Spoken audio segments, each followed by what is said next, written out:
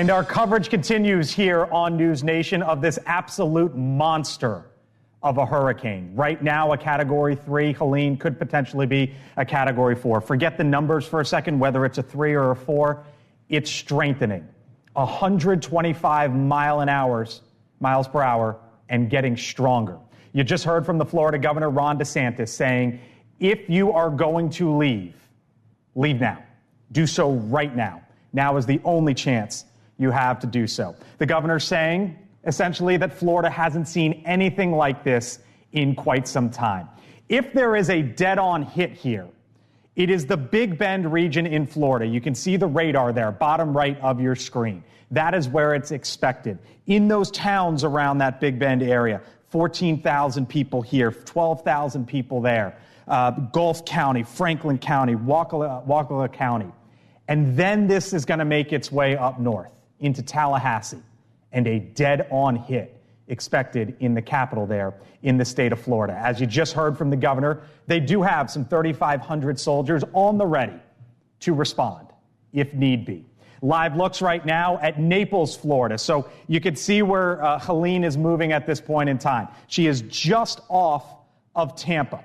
So the two images you have right now, Naples, Florida, and the bridge that goes out to Cape Coral. And you can see the impacts there. But as this goes on, as this moves north, expected to hit in about 5 hours there in the state of Florida, the winds, the rain, the tornadoes most likely will only intensify, will only strengthen. We never know when a hurricane hits if it will wobble. Does it move left? Does it move right? Does it continue on its path straight? In any event, that Big Bend region, basically from Panama City, all the way across to Taylor County there in the state of Florida, is on alert tonight. A monster in the state of Florida barreling down. As the governor again says, if you live there and you want to leave, you got to go right now. Speaking of going, our Brooke Schaefer joins us live here as our coverage continues here on News Nation. Brooke, you were just at Alligator Point. I was watching you a little while ago, and I thought to myself, you know what? Brooke's got to move. And that is exactly what you just did. You are now up the road there, the Crawfordville Highway, Highway 216 there in the state of Florida, because you got to move inland at this point in time. Tell me what you saw in Alligator Point and what they're doing there where you are in Crawfordsville tonight. Yeah, Blake, I know you've lived through your fair share of hurricanes. My team has covered our fair share as well. And once you start to see the conditions worsen, as we're seeing them right now, that is your cue, our cue, to get in our car and start moving inland. So you can see the rain really starting to pick up here, the winds starting to pick up as well. So we got in our cars, we are headed towards Tallahassee, where we are going to ride out the storm. And we stopped here in Crawfordville, where we noticed a lot of shops look just like this one. They are boarded up. They've got sandbags down, because here in Wakulla County, there is a serious threat, not only of possible storm surge, but of life-threatening flash floods. You talked about the Big Bend area, Blake. That area expecting to be in the eye of this now Category 3 hurricane. The Big Bend area especially bracing for the potential of 15 to 20 feet of storm surge. Officials have called it unsurvivable. And people I talked to were heeding those warnings. Yesterday, they were packing up their cars, boarding up their houses, and getting out of town. They were going further inland to ride out the storm. Because I talked to one guy, Blake, who said, look, I'm a Florida guy. I have lived through my fair share of hurricanes. But he said this one has him concerned because of the possibility of a direct hit from this monster storm. Brooke, if you can you have your photographer swing the camera around? I wonder what it's like there. I see you in front of that boarded window or boarded up area, but I wonder what it's like around you right now. So some last minute preps, it looks like. He's asking if we can just sort of show like what it's looking like here. So this is again Crawfordville, Florida. We are on our way to Tallahassee. This is one of several counties, though, Blake, in the Big Bend area that is under mandatory evacuation. So as we sort of pan the camera here, you can see it's fairly empty on the streets. That's the good news. People here really heeding those warnings. Some 30,000 people live in Wakulla County, and they were all told mandatory evacuations, again, because of those concerns of possible 15 to 20 feet of storm surge. even if you don't live by the water, there is still the potential for life-threatening flash flooding. So thankfully, the good news here, we're seeing a lot of quiet as the wind and the rain really start to pick up. All right, our Brooke Schaefer live for us tonight in that northern Florida panhandle region, the Big Bend region. Brooke, stay safe. Long night ahead for you and the many folks there. I want to show you where this storm is right now and is expected to go and the many worries. So basically, here's where Brooke is. This is Tallahassee State Capitol. She was reporting from right here. She's right there. And this is the area where the storm is expected to hit at some point later tonight, maybe the next handful of hours or so. But again, this is not just a Florida event because essentially the whole southeast of the United States is on alert tonight. And one of the big issues is going to be storm surge.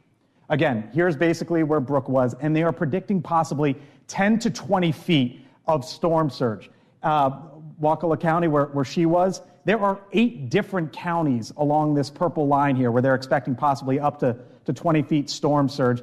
And even when you get into sort of the Clearwater area, that's the greater Tampa area, you're still talking about 5 to 8 feet of storm surge. Let me show you where this is expected to head. Hurricane Helene is expected to head in the upcoming days. So it'll move through Florida. Still a big problem for Georgia. They're going to feel it in Alabama, parts of Georgia, even North Carolina into Tennessee. And I mentioned the storm surge. Once it moves inland, storm surge won't necessarily be the big issue going north, but there is going to be flooding. They think in Asheville, North Carolina, for example, when the storm gets in over here, let's show the next graphic, the flooding that is going to take place throughout parts of this country. Look at this. Moderate flooding, the purple high flooding. You can get into western North Carolina here in the upcoming 48 hours, and they think this might be one of the biggest flooding events that area, Asheville, has ever seen. So one of the big questions here as we continue to watch this, what is the flooding going to be? What is the storm surge going to be? And how many people are going to try to ride this out as that monster barrels down on the state of Florida? The sitting senator there is Rick Scott. He has been through his fair share of these time and time again. The senator from Florida joins us live. Senator Scott, thanks for being with us. Appreciate it. Always nice to see you and speak with you. Unfortunately, these are the terms today. Governor DeSantis made the plea, if you're going to go now. From what you've heard and from what you've seen, are residents trying to ride this out, or have they listened? Well, I think a lot of people have listened. I went along the coast yesterday. Started in Destin, went all the way down to Perry in Taylor County, and then today I started in Levy County. So I'm in Ocala now to ride out the storm, but I've talked to the sheriffs, I've talked to fire departments. Not everybody's leaving. Like I was in Apalachicola and St. George Island, which is going to be, it's 10 to 15 foot of storm surge. There are people that are staying. So if you just think about here's what happens. Just a wall of water. Okay, 6 foot, I'm 6 feet tall, so a wall of water my height will kill you. You're not going to survive it. Mm-hmm. But 20 feet, I've talked to people who lost their family members because they said, oh, it was just a Category 3. I've done a Category 3. Yeah. That's not the problem. That's only a wind event. It's the storm surge that's going to kill you. In Florida today, more water kills you than wind. Wind's a problem, but water is absolutely deadly. So you need to get out if you can. We're going to lose a lot of power. So hopefully you've gotten your food and water because we were going to lose a lot of power. Hurricane Michael, Senator, you might remember October of 2018, it killed 59 people in this country. There were $6 billion worth of insurance claims, another $6 billion worth of damage at Tyndall Air Force Base. That's west of where this is expected to hit. That was 140 mile an hour winds. Right now, Helene is at 125 miles an hour and strengthening. You know this, Senator. I know this. I said this on the show yesterday. If it's a tropical storm or a Category 1 in Florida, we call that a Tuesday, right? People don't necessarily worry about that. But I just heard you say that in this Category 3, Category 4 environment, that there are still people who are going to stay in their homes. And I get it. You want to protect your home. You want to protect maybe some of your valuables. But why are they not leaving if the warning tonight from officials there in your home state is that this is unsurvivable? They just, a lot of people want to, they want to experience something. I think some of them just don't think it's going to be as bad. Oh, they said it was going to be bad last time when it wasn't. But look, I've talked to, I remember I was in Mexico Beach the day after the storm hit. A man came up to me and said, "Hey, do you know anything about my mom?" They found her 5 days later. She had lived there her whole life, never left all the prior storms. And she didn't leave because, that one came up fast like this. And she said, well, it's just a category 3, or maybe it'll be a category 4, but I've done that before. It's a storm surge that killed them. It was 15 foot of storm surge that picked up houses, crushed houses, old Florida houses that are made of wood where the base part is not as strong or has been filled in. They just might fall down. So we saw 151 people die last year with Ian. That's the other thing to think about. These storms move at the last minute. Ian was not even supposed to be close to Fort Myers. Yeah, you don't know if this is going to move east, if this is going to move west, if this is going to continue on. And I look at these counties, Senator, you know them, but for our audience here on NewsNation or listening to us on Sirius XM, Gulf County, 14,000 residents, Franklin County, 12,000, Waukalla, 35,000, Jefferson County, 15,000, Taylor County, 21,000. I mean, these are communities after communities, Senator. And I with a category 3 or 4 is the reality that we are going to wake up to communities flattened potentially tomorrow. Yeah, and I hope people listen, because the worst thing is somebody loses their life. You can rebuild all this.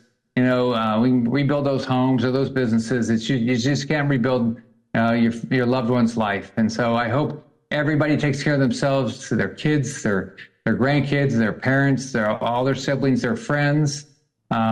This is going to be a devastating storm, and I'm really, really worried about the people that don't evacuate. Senator Scott, stay safe. We wish you and your state all the best. Hurricane Helene, category 3, possibly category 4, the senator joining us live tonight from Florida. Thank you, sir. Thanks, Blake. You got it. Orion Bass right now is in Tampa. As I mentioned, if you look at the radar there on the bottom right of your screen, Helene is essentially, or at least the eye, a little north of Tampa and out to the west. Orion Bass has been in Tampa all afternoon. Ryan, I saw some of those streets turn into rivers during your reporting this afternoon. I wonder what it's like right now. Well, Blake, we're starting to get some of those really significant wind gusts on the dirty side of Helene, and it's pushing a lot of this water from Old Tampa Bay into these neighborhoods. Follow me for a second here, Scott, because I want to show you when I step down. I'm kind of up on basically a tree barrier here. When I step down into the street here on this neighborhood, we're about knee deep now in what this stormwater is in this neighborhood. We've seen these gusts starting to power through. The rain isn't as strong as it was earlier, but you can feel that gust coming through right now. And the storm surge water is what officials here have been warning about for days in terms of a potential of anywhere from 5 to 8 feet of storm surge, Blake, especially in neighborhoods like this, low-lying evacuation zone A neighborhoods. Now, I spoke with a lot of neighbors that are out here, folks that are all along this street here that have decided they're not going anywhere. They've got some sandbags out. They've done what they can do to try and protect some of their properties. But a lot of these folks are like, it's safer for us to be here than to go anywhere else. That's what they've said. Officials certainly think differently in terms of that. But what I can tell you, Blake, is this storm surge is going to continue.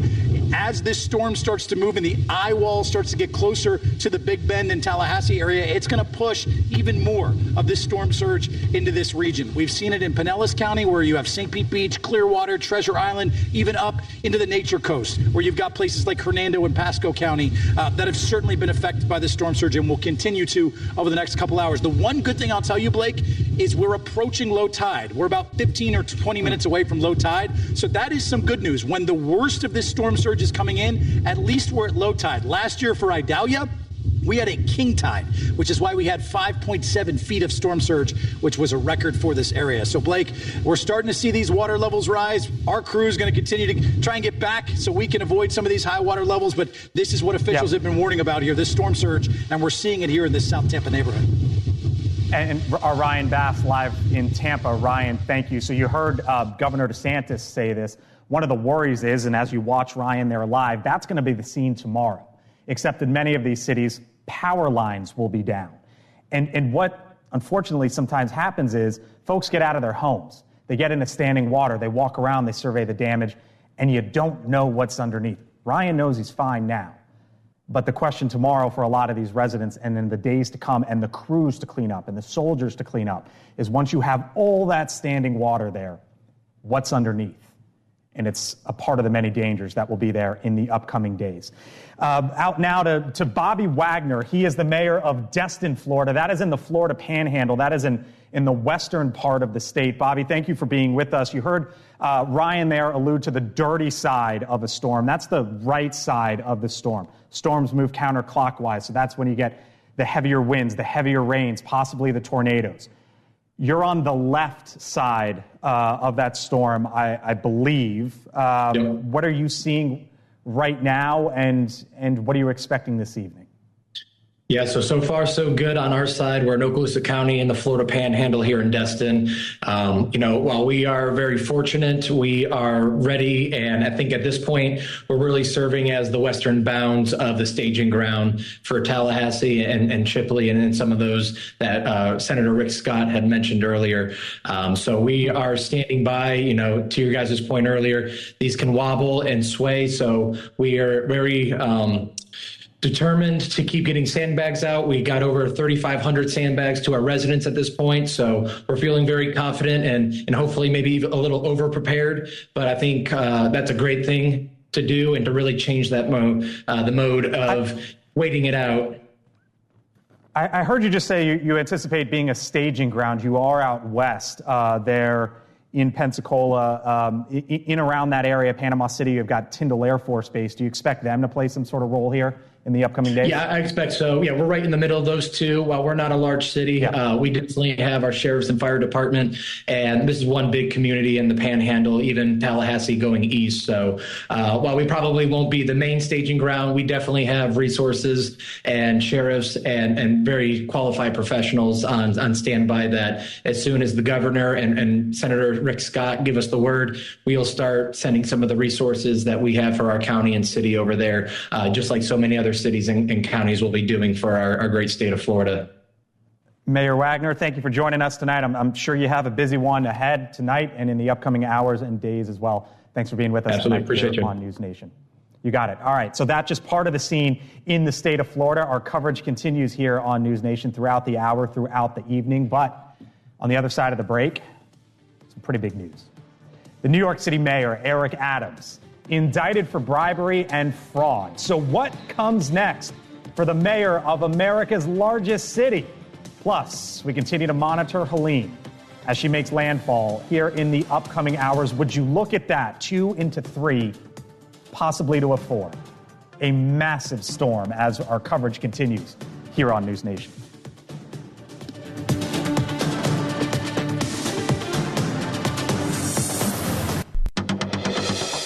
All right, welcome back here to the Hill on NewsNation. Our coverage continues right now. Live look, the Florida coastline. This is Tampa. Hurricane Helene expecting to make its final push towards land. It is a dangerous Category 3 hurricane, 125 miles an hour of sustained winds. The catastrophic storm surge expected tonight in the Big Bend region of Florida, and it's zeroing in on Tallahassee after that. Tropical storm conditions already lashing parts of the West Coast, as you can see there in Tampa, for example, 60-mile-per-hour winds across the state as well. More than 261,000 customers are without power. That number will unquestionably grow in the minutes and hours ahead. Our coverage continues here on NewsNation. But in the meantime, some major news out of the Big Apple today. The New York City mayor, Eric Adams, has been indicted on federal criminal charges. The 57-page unsealed indictment details 5 charges. Adams is being accused of wire fraud, bribery, and accepting illegal campaign contributions and donations. The indictment claims that in 2021, Mayor Adams, quote, intervened with the fire department of New York to allow the Turkish consulate to occupy a skyscraper that had not passed a fire safety inspection in exchange for luxury travel benefits provided by the Turkish official and the airline manager. Now, prosecutors allege Adams engaged in a quote-unquote long-running corruption. The conduct alleged in the indictment the foreign money, the corporate money, the bribery, the years of concealment is a grave breach of the public's trust. We allege that Mayor Adams abused that privilege and broke the law. Laws that are designed to ensure that officials like him serve the people, not the highest bidder, not a foreign bidder, and certainly not a foreign power. The mayor, though, is defiant, says he will not resign. We're going to hear a story of the case that is in front of us. This story will come from the federal prosecutors. And I ask to wait and hear our side to this narrative. Adams is the first sitting New York City mayor to face charges of this kind. He could face up to 45 years in prison if convicted on all counts. Here to break it down with me, Scott Bolden, NewsNation political contributor, resident counsel here on the show, I guess you could say. Chris Hahn with us as well. Hello, Chris. Did you see that look on Hahn's face? No, I didn't. Nick Mulvaney, NewsNation contributor, former Trump White House chief of staff. Chris, let me work you in here in a second. Scott, though, how much trouble is Eric Adams in now? There was famously a New York State judge who said you can indict a ham sandwich. Yeah. What about indicting the sitting mayor? This is a speaking indictment. I got to tell you, if he knew about the straw donors, right, and he used wire fraud, used the wire to do that, those are really tough to overcome based on the speaking indictment. The bribery is harder, though. And the reason I say that... Tell us what a speaking indictment is. A speaking indictment is 57 pages. There are a lot of facts in it. Right. And from a criminal defense standpoint, the prosecutors put a lot of facts in it because they're trying to convince the public and the judge that through circumstantial evidence, they've got a case. We should focus on the bribery charge, which is the most serious. He can get 15 years or more. Okay. The problem is there are no official acts outlined in this indictment. You remember U.S. versus McConnell. What about the basically pressuring to get the consulate built? The Supreme Court has said, is it an official act? The official act is as the governor or as the mayor. Is this an official act that is within his duties and responsibilities to do in order to make the quid pro quo real? Here, I got to tell you, I've represented several mayors. In fact, three of the last 5 mayors in D.C. People give money for access, and if they need not a favor per se, but influence, all 3 of the mayors that I've represented in D.C. would make that call to the fire chief. Now, did he make the call to the fire chief to say violate the law and let them use the Turkish embassy? Or did he put pressure on the fire chief to say work with them to get this building right because it's got to be there? I'm not splitting hairs. Okay. But the official act, there were no official act. None of that influence or calls were official acts. You want him to go, Hahn? You want him to resign?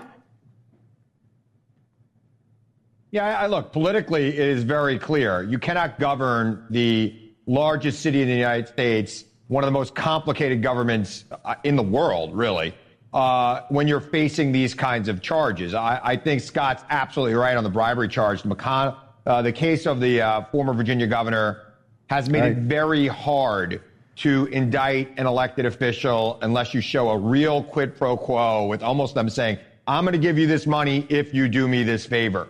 So I don't know that that's been proven here. It seemed pretty light in the indictment as we read it today. But New York City is a tough place.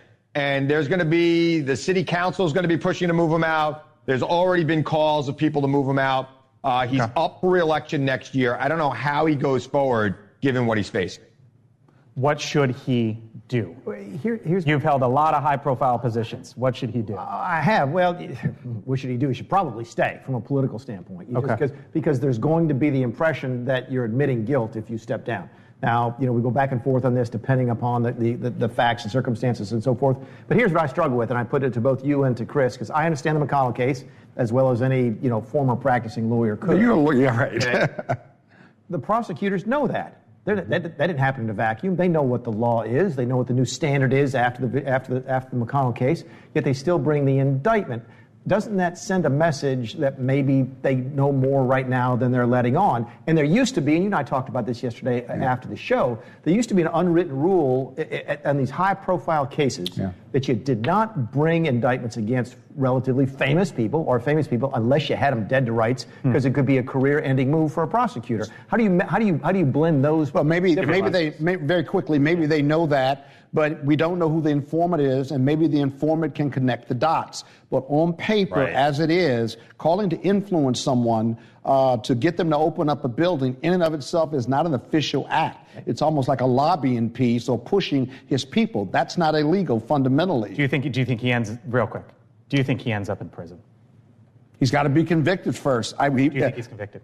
I don't know. I'm not a prognosticator, but I will say this: the straw donors and the wire fraud. If they've got an informant witnesses, that's pretty strong. Chris Hahn, thank you. I got to run. There's obviously major news in the southeast part of the country that we are covering. Scott, thank you. Mick, thank you. Still ahead here on the Hill. Local law enforcement from Donald Trump's first assassination attempt in Butler, Pennsylvania, up on Capitol Hill today with this. Had these officers not picked up on this suspicious behavior, we likely would not have known anything was wrong until shots were fired. A former Secret Service agent joins us live on the other side of the break as we continue our coverage here on NewsNation of Hurricane Helene.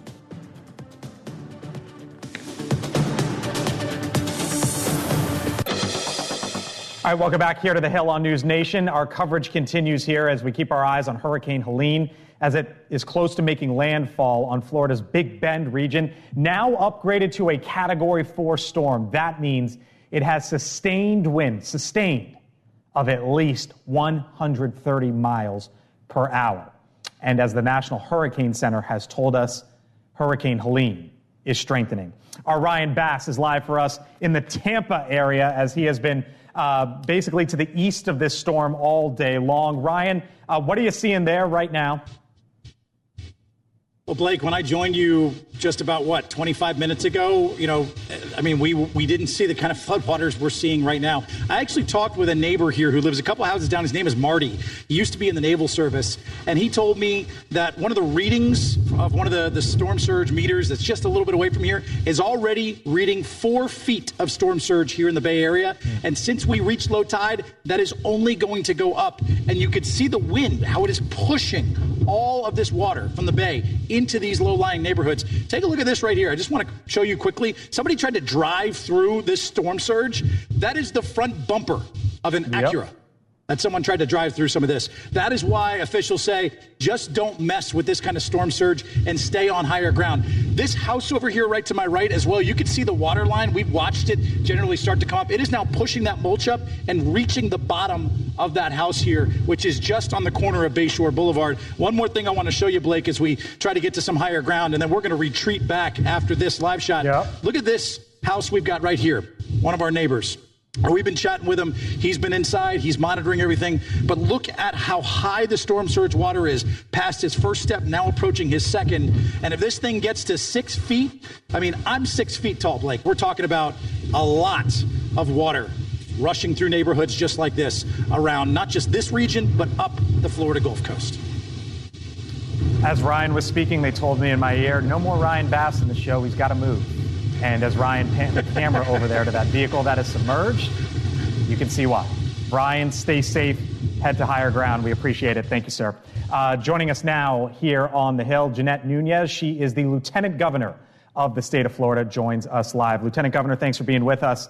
You just heard Ryan there. Cars already submerged in Tampa, but the real worry there is up north in the Big Bend region. The governor saying at around the top of the hour here, if you need to go now. Is storm surge the biggest worry as you see it at this point? Yes, indeed. And really the time to make that decision was hours ago. But you're really approaching a moment in time where there will be no turning back. So that storm surge is serious. In some areas, it's projected to be as high as 15, perhaps even 20 feet. With the intensification of Hurricane Helene, we've seen it's gone very quickly from a 1 to a 4 within today's time. And so the wind, the significant wind damage along with the water is really our main concern. People need to make sure they're taking all the necessary precautions. Whatever they're going to do, they need to do it now because conditions are going to deteriorate over the next couple of hours, especially as it approaches making landfall later this evening.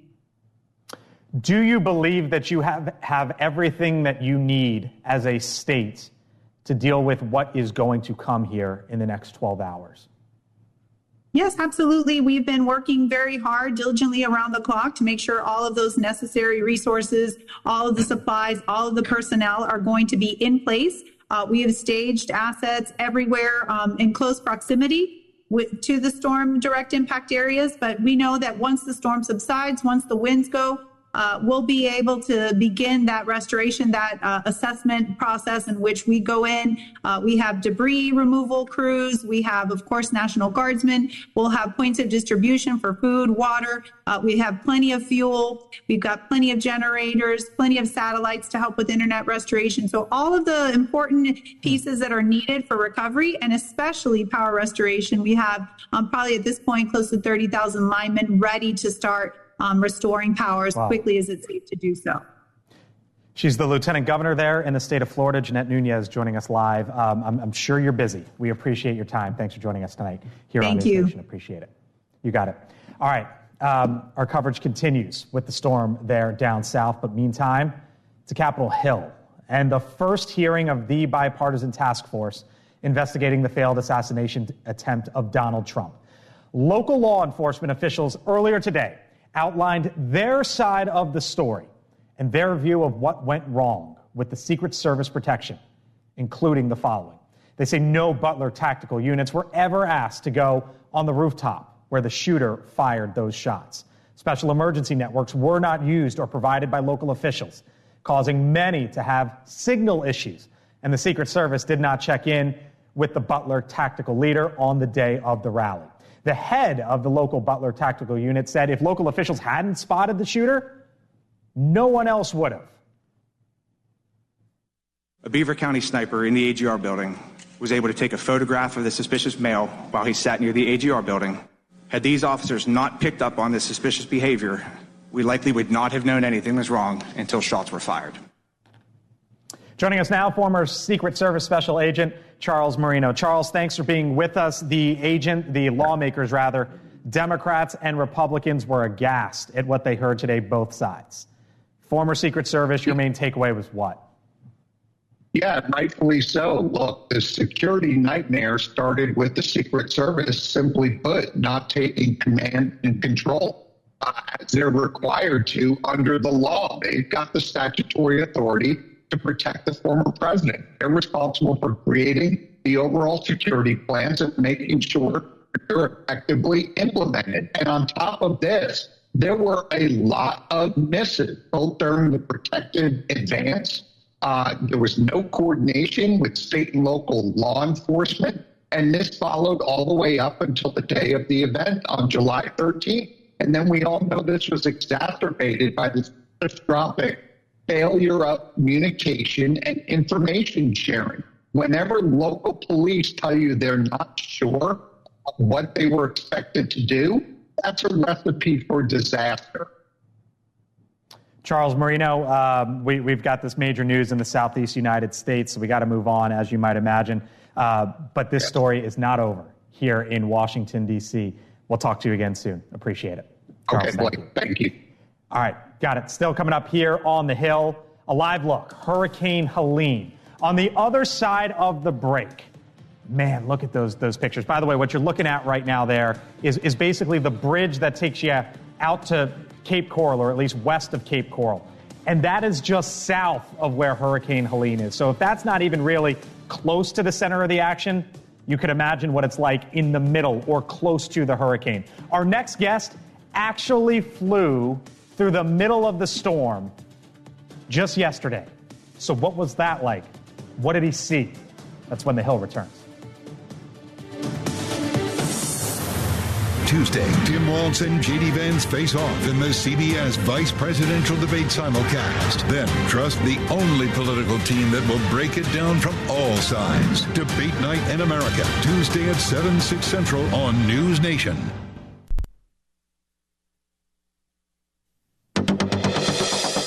All right, welcome back to the Hill here on NewsNation. Live look there in the Southwest Florida area. And you can see what they are dealing with in parts up and down the west coast of that state, as Hurricane Helene is now a Category 4 storm, meaning winds sustained of at least 130 miles an hour and the National Hurricane Center tells us it is strengthening. Expected to hit in the upcoming hours tonight in the Big Bend region of that state. One of the ways that forecasters and all of us are able to get such good information on these storms, it's remarkable. They fly into them. They fly into the storms, they get a look around, and it gives them data, it gives them information to sort of project where all of it goes. That, for example, is the 53rd weather, scroll up if you can, it's the 53rd Weather Reconnaissance Squadron, which is in Mississippi, and you could see part of what they did just yesterday. The Hurricane Hunter, as it's known, Nate Wardell, was inside Hurricane Helene just yesterday, I believe, and joins us live from Mississippi. Nate, thanks for being with us. I can't imagine what it's like to be in one of those aircraft in the middle of a powerful monster that this thing is. What'd you see? What'd you feel?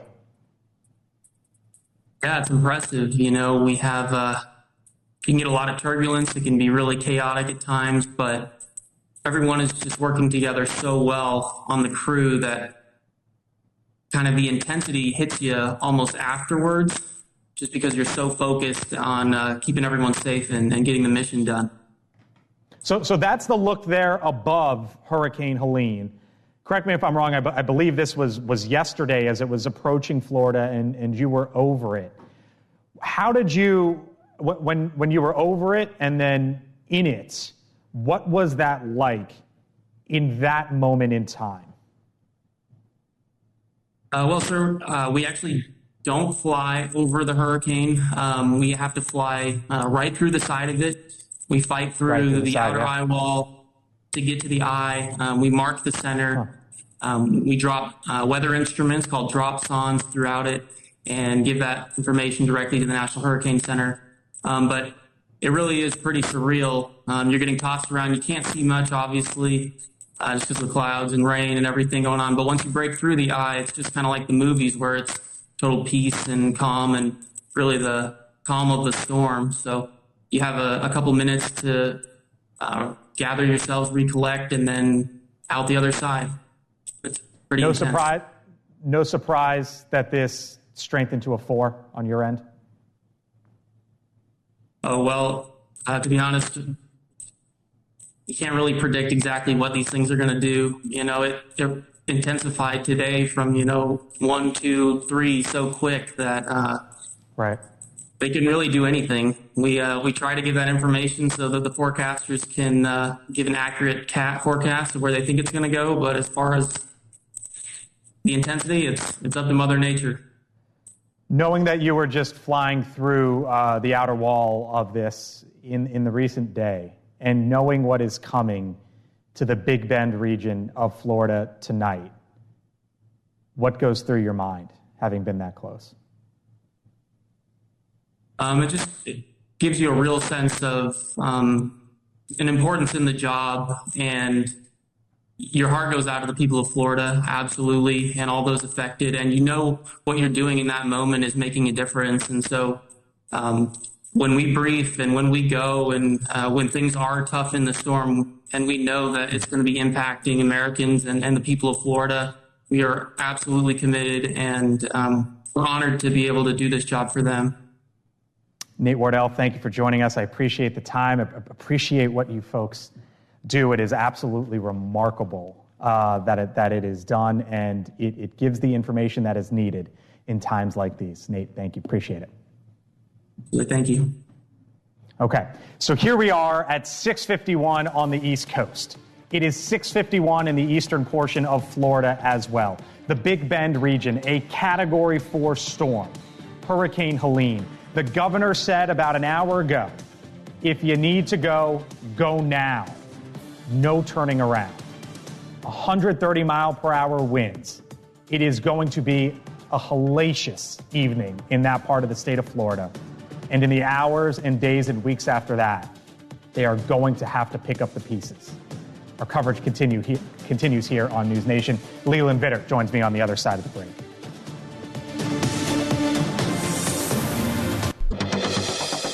All right, welcome back here to the Hill on NewsNation Live. Look now, west coast of Florida. This is south and east of where the eye of Hurricane Helene is. This is basically the out west of the Naples area, or a little north of it.